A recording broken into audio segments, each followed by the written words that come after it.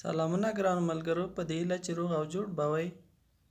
د ډېرو ملګرو په غوښتنه چې دوی به ویلې وای څنګه کولی شو د پروګرام فایل ډاونلوډ کړو د موبایل دپاره. زه نن درته ډېره اسانه طریقه ښیم، هغه هم په موبایل کې بغیر د دې نه چې تاسو کمپیوټر کې ډاونلوډ کړئ. نو هیله ده چې ویډیو تر پایه پورې وګورئ. راځه لومړی ګوګل کروم دلته په موبایل کې خلاصوم. دلته نو زه سرچ کوم ګوګل www.google.com دا سرچوو. ښه ګران ملګرو، دلته به نو اوس موږ یو فایل ډاونلوډ کړو، مثلا د جیوانیسي فایل ده J110 ته صحیح ده. دلته لیکو ډاونلوډ J110. دلته تاسو ګورئ چې په دې برخه کې موږ ته راوړول همدا وکلیکوو. دلته ښکاري ډاونلوډ سامسنګ ګلکسي جیوانیسي، لومړی وکلیکوو.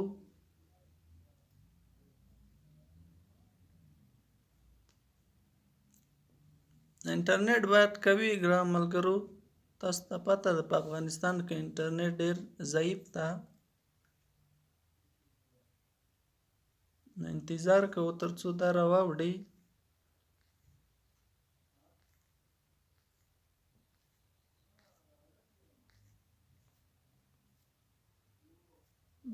ګران ملګرو اوس دلته ګورو پکې مثال موږ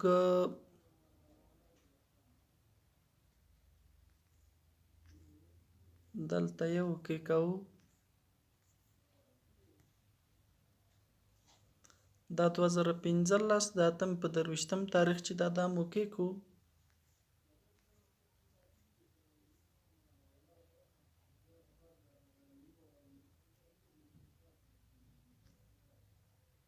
ښه ګران ملګرو، اکثره سایټونه دروغ دي. نو ګورو دا فایل هم ونه شو په دغه سایټ کې، بل سایټ به وکلیکو.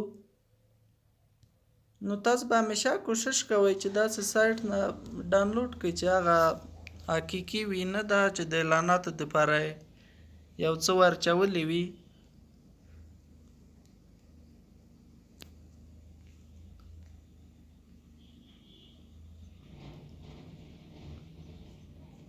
دلته به فارسي ورسره ولیکو ځکه فارسي دار ده.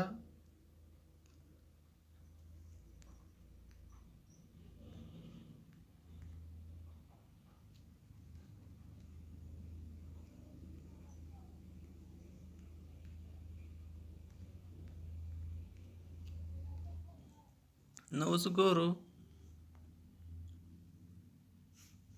لومړی هم بیا وکلیکو.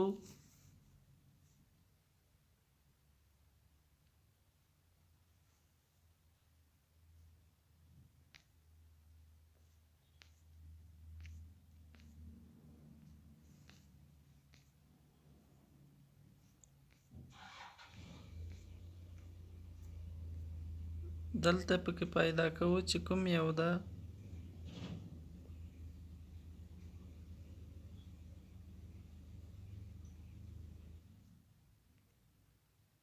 لومړی مو وکلیکو.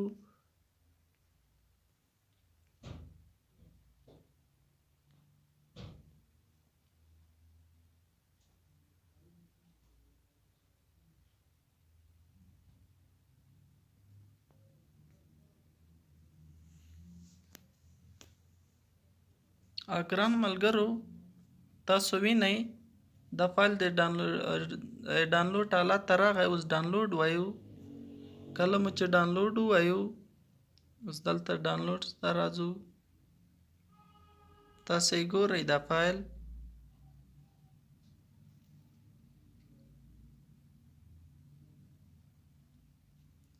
فایل په ډاونلوډ باندې شروع کړو ګران ملګرو. خو موږ فایل ته ضرورت نه لرو، فقط مې طریقه درته وښودله. کله چې دا فایل ډاونلوډ شي تاسو بیا کمپیوټر ته لاړ شئ کمپیوټر کې دا کاپي کوي ترې یغ نه بعد بیا موبایل پې پروګرامولی شي. دا ډیره یو اسانه طریقه ده. اجازه دې ته نشته چې تاسو د کمپیوټر نه کار واخلئ، په کمپیوټر ډاونلوډ کړئ، ځکه کمپیوټر باندې یو خو مصرف زیات راځي او بل په چارج پسې نشو رسېدلی. افغانستان کې خو تاسو ته معلومه ده چې نه د انټرنیټ خوند شته او نه د چارج. د چارج مشکل دلته زیات لرو، نو په هغې خاطر ما درته د موبایل د طریقه وښوده چې څنګه کولی شي په موبایل کې پروګرام ډاونلوډ کړئ. نو که چېرته مو ویډیو خوښه شوې ویډیو له ملګرو سره شریکه کړئ او که زموږ یوټیوب چینل هم نه وي سبسکرایب کړی شمس مزدي مسعود یوټیوب چینل سبسکرایب کړئ. تر راتلونکي ویډیوګانو خدای په امان، ښه وخت ولرئ.